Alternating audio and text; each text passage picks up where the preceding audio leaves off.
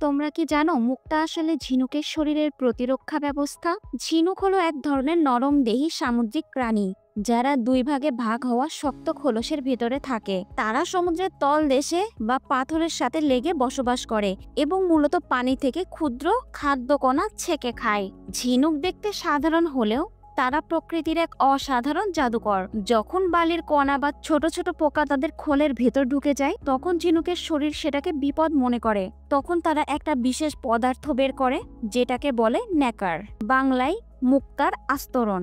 এই নেকার স্তর পর স্তর সেই কণার চারিপাশে জমতে থাকে। ধীরে ধীরে কয়েক মাস বা এমনকি কয়েক বছর ধরে সেই আস্তরণ জমে একদম মসৃণ গোলাকার মুক্তা তৈরি হয়। প্রকৃত মুক্তা এত দামি হওয়ার কারণ হলো প্রতিটি মুক্তা তৈরি হতে ঝিনুককে অনেক সময় আর ধৈর্য দিতে হয়। তাই যখনই তুমি মুক্তা দেখো, মনে রেখো এটা শুধু গহনা নয়, বরং প্রকৃতির এক অনন্য সৃষ্টি। সুবহানাল্লাহ।